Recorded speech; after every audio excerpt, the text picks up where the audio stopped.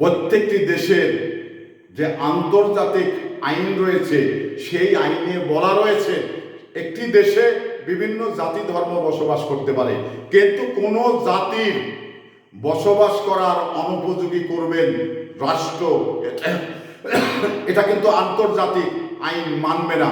তাহলে আন্তর্জাতিক আইনে পরিষ্কার বলা রয়েছে যে একজন সংখ্যালঘু লোকও যদি হয়ে থাকেন তারও কিন্তু নিরাপত্তা রাষ্ট্রকে দিতে হবে, তারও কিন্তু বসবাস করার অধিকার দিতে হবে।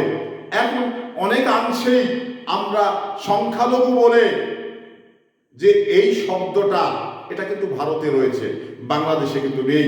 কারণ বাংলাদেশে সংখ্যালঘু বলে কেউ নেই, কারণ সবাই আমরা বাংলাদেশি। কারণ এই বাংলাদেশে বিভিন্ন জাতি ধর্ম বসবাস করে।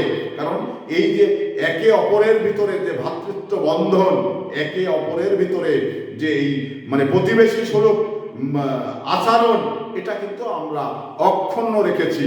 কারণ আমরা কখনো ভাবিনি যে হিন্দুরা এদেশে সংখ্যালঘু, কিন্তু আপনি ভারতে গিয়ে দেখুন, কারণ ভারতে যে সাম্প্রদায়িক আইন পাশ করা রয়েছে তারা সেই আন্তর্জাতিক আইনের তোয়াক্কা করে না। কারণ কোনো কিছু যদি করে থাকে তাহলে মুসলমানের উপরে অত্যাচার নির্যাতন এটা হতেই থাকে, রাষ্ট্রীয়ভাবে ততটা গুরুত্ব দেন না। তো এই কারণেই আমরা এই বাংলাদেশে যে সারা বিশ্বে যে আন্তর্জাতিক আইন রয়েছে, এই আন্তর্জাতিক আইন এবং মানবাধিকার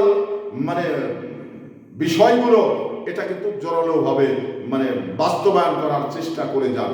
তো এখানে আমরা আমাদের যে বিষয়টি সেটা হলো যে ভারত একটি বড় রাষ্ট্র, এটা কিন্তু অস্বীকার করার কিছু নেই, যা বাংলাদেশের মতো প্রায় 28টি প্রদেশ, এত বড় একটি ব্যাপক রাষ্ট্র।